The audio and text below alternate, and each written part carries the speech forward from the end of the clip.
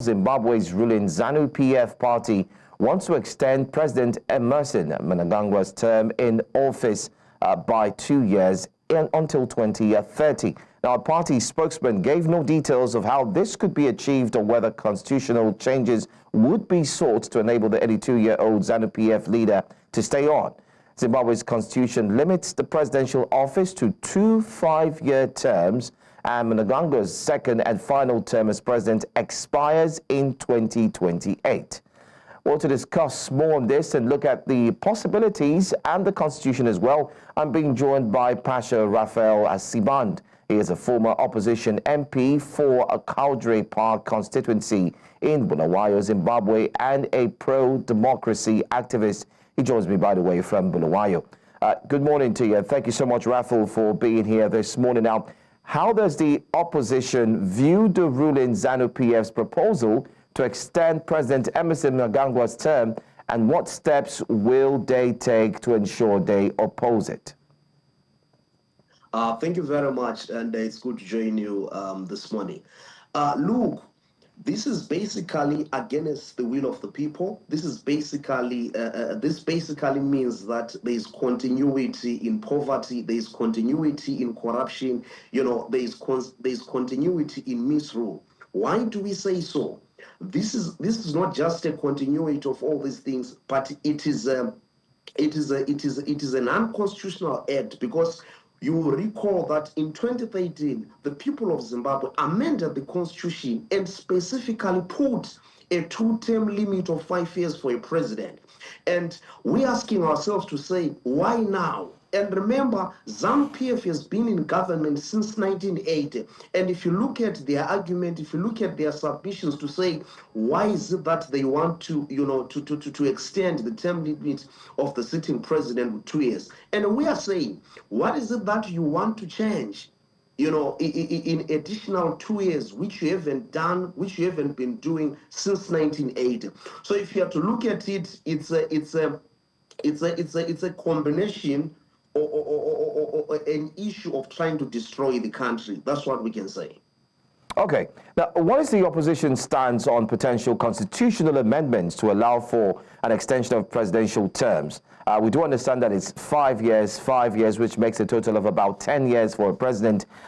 Do you think they would advocate for preserving democratic principles should they change the constitution in order to fit President Mnangagwa's elongation of his term? Look, as I'm talking to you right now, I can tell you that the mood in the country is electric. People are not happy because we as the opposition, we've always been clear that, look, we need to follow the constitution, and we cannot have the ruling elite abusing the constitution simply because they're in parliament, simply because they are enjoying a 2/3 majority, which also came as a result of illegal recalls. Because you understand that in Zimbabwe, when MPs were 3 months in office, they were illegally recalled. They were illegally recalled to allow the ruling party to have 2/3 majority in parliament, 2/3 majority in parliament, so that they abuse the constitution, they amend the laws to ensure that they stay in power. So as the opposition, we're not going to sit, but we will make sure that we mobilize our people, we appeal to the parliamentarians, we appeal to the people of Zimbabwe, and ensure that all means necessary in a legal way and also politically we stop this unconstitutional way of ensuring that the regime in Harare stays in power. Well, let me ask this finally. I mean, if the term extension, take for instance, is implemented, how does the opposition believe this will actually affect Zimbabwe's democracy, not forgetting to the political stability? You've talked about the tension right now in the country. Do you think if it's eventually implemented, things will still remain the same? And what could be worse if it actually happens? Look, it will not be the same, but the situation will get worse, because this is a government that has failed to run the country for almost 40 years. This is a government that has led Zimbabwe to be in debt for almost 40 years. This is a government that has given us over 90% of unemployment for almost over 40 years. This is a government that has destroyed, the infrastructure and killed the dignity of our people. So we don't think that if 2 more years is added to become a term limit of 7 years, they can change. I mean, they had more than 2 terms, more than 3 terms in government. So this has nothing to do with changing the lives of our people. This has nothing to do with improving, the quality of life of our people. But this has everything to do to ensure that the dictator stays into power. And remember, we're not seeing this in Zimbabwe for the first time. Museveni did it in Uganda to ensure that he stays in power.